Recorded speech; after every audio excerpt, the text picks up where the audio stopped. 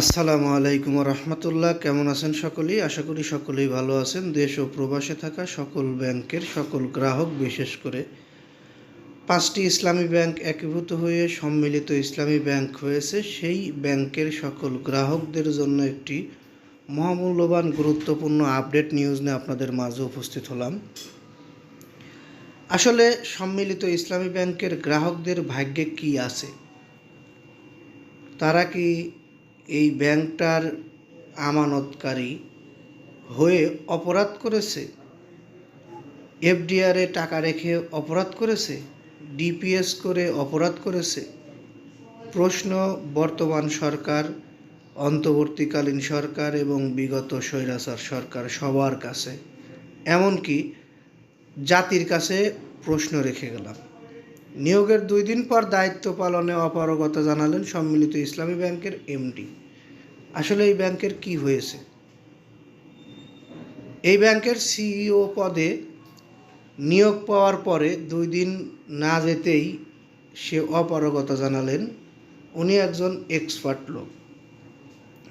আমরা দেখেছি সম্মিলিত ইসলামী ব্যাংকের গ্রাহকদের, অর্থাৎ এই 5 ব্যাংকের গ্রাহকদের আমানত থেকে 2 লক্ষ টাকা করে দেওয়া হয়েছে, আর বাদ বাকি কোনো টাকা দেওয়া হয়নি।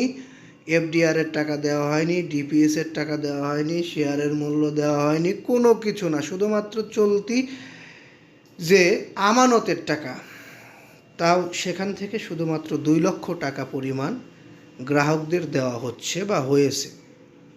নিয়োগ পাওয়ার 2 দিন পর দায়িত্ব পালন করবেন না বলে জানালেন সম্মিলিত ইসলামী ব্যাংকের ব্যবস্থাপনা পরিচালক এমডি ও সিইও পদে নিয়োগ পাওয়া নাবিল মোস্তাফিজুর রহমান। গতকাল সম্মিলিত ইসলামী ব্যাংকের চেয়ারম্যানকে দেওয়া চিঠিতে তিনি বলেন, একান্ত ব্যক্তিগত কারণে তিনি দায়িত্ব পালনে অপারগ।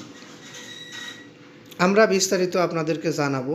যদি এর মধ্যে আপনাদের কোনো মতামত থাকে অবশ্যই কমেন্ট বক্সে জানিয়ে যাবেন। বিশেষ করে পরবর্তীতে আমাদের থেকে এরকম ধরনের নিউজ পেতে চ্যানেলটি সাবস্ক্রাইব করে বেল বাটন অন করে রাখবেন, এই আশা ও প্রত্যাশা রেখে নিউজের মূল অংশে প্রবেশ করছি। তবে সম্মিলিত ইসলামী ব্যাংকের এমডি ও সিইও পদে বিবেচনা করার জন্য নাবিল মোস্তাফিজুর রহমান সরকারের প্রতি ধন্যবাদ ও কৃতজ্ঞতা জানিয়েছেন। বর্তমানে তিনি ইউনাইটেড কমার্শিয়াল ব্যাংক ইউসিবি অতিরিক্ত ব্যবস্থাপনা পরিচালক বা এএমডি পদে কর্মরত আছেন।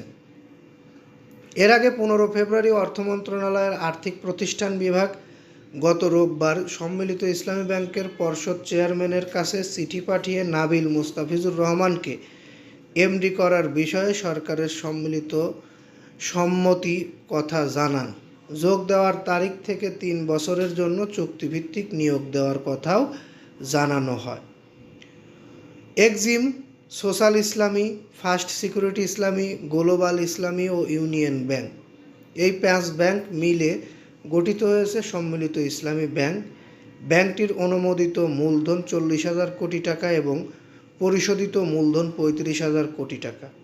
পরিশোধিত মূলধনের মধ্যে সরকার 20,000 কোটি টাকা দিয়েছেন, বাকি 15,000 কোটি টাকা আমানতকারীদের শেয়ার থেকে আসবে। যাই হোক, আমরা এই নিউজটি এখান থেকে শেষ করে দিচ্ছি। পরবর্তীতে আমরা আরও বিস্তারিত আকারে এই বিষয়ে কোনো নিউজ পেলে সেটা আপনাদের মাঝে তুলে ধরার চেষ্টা করব। ততক্ষণ পর্যন্ত আমাদের সঙ্গে থাকতে চ্যানেলটি সাবস্ক্রাইব করবেন, ভালো লাগলে লাইক, কমেন্ট, শেয়ার করবেন। এই বলে এখান থেকে বিদায় নিই। আসসালামু আলাইকুম।